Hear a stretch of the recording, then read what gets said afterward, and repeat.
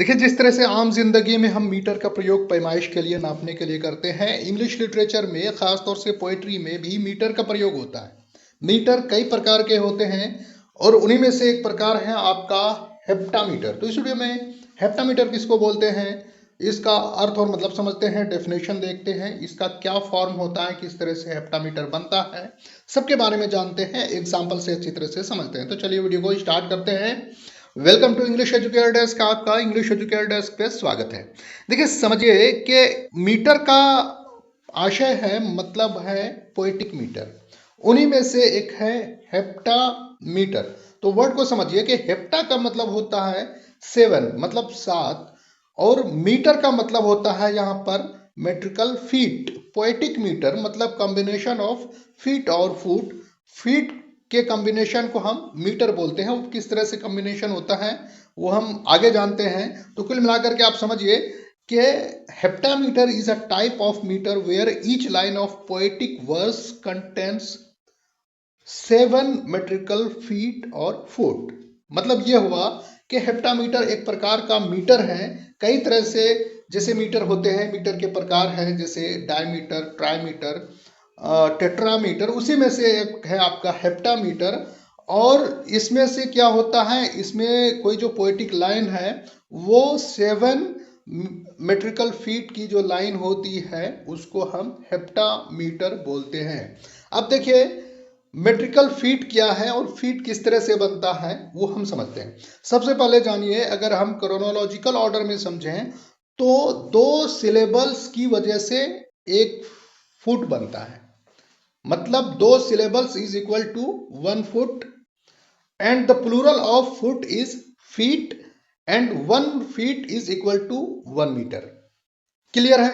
अब समझते हैं कि सिलेबल किसको बोलते हैं। देखिए, सिलेबल मतलब syllable is the smallest unit of pronunciation in written और स्पोकन। जब हम बात करते हैं, लिखते हैं, पढ़ते हैं, तो जब हम कोई वर्ड का उच्चारण करते हैं तो जो सबसे छोटी यूनिट होती है उच्चारण करने की, उसी को हम सिलेबल बोलते हैं।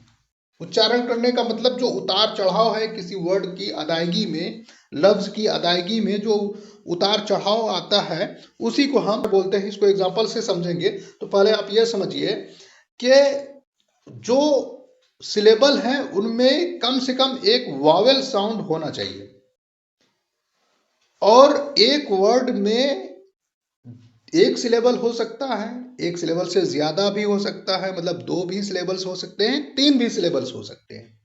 तो एक वर्ड में कई कई सिलेबल्स हो सकते हैं। अब इसको हम एग्जांपल से समझते हैं। एक वर्ड है 2 सिलेबल वाला के म्यूजिक।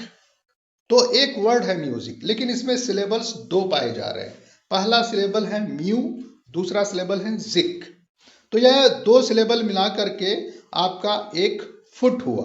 अब देखिए, यहाँ पर जो म्यूजिक है तो पहला जो है स्ट्रेच्ड सिलेबल है जिसको हम खींच करके पढ़ रहे हैं, म्यू, और दूसरा है अनस्ट्रेच्ड सिलेबल जिसको हम जल्दी पढ़ रहे हैं, जैसे जिक। तो स्ट्रेच्ड और अनस्ट्रेच्ड सिलेबल मिला करके एक फुट हुआ और फुट का प्लूरल है फीट। तो कुल मिलाकर के समझिए कि शॉर्ट में कि 2 सिलेबल्स मेक अ फुट। जैसा कि मैंने पहले बता चुका हूं कि 2 सिलेबल की वजह से एक फुट बनता है और फुट का प्लूरल है फीट, और 1 feet is equal to 1 metre. So 7 feet is equal to heptameter, मतलब 7 फीट का मतलब हेप्टामीटर। तो टोटल सिलेबल्स कितने हो गए? 7 फीट मीन्स से 14 सिलेबल्स, मतलब 14 सिलेबल्स हुए। 14 सिलेबल इक्वल टू 7 फीट और फुट। क्लियर है? अब इसको हम एग्जाम्पल से समझते हैं। एक सॉन्ग है, गैलाड्रिल सॉन्ग एल्डेमर, रिटन बाय J.R.R. टॉलकिन। तो यहां पर देखिए, ये 7 फीट है इस पर लाइन। मतलब है कि I sang of leaves of gold and leaves of gold there grew. तो यहां पर देखिए डिटेल से दिया हुआ है नीचे 1 feet, 2 feet, 3 feet, 4 feet, 5 feet, 6 feet, 7 feet. अब देखिए यहां पर यू और स्लैश यू स्लैश, तो यहां पर देखिए आई एक सिलेबल हुआ जिसको हम अनस्ट्रेस्ड सिलेबल बोलते हैं, और सैंग दूसरा सिलेबल है तो जिसको हम स्ट्रेस्ड सिलेबल बोलते हैं।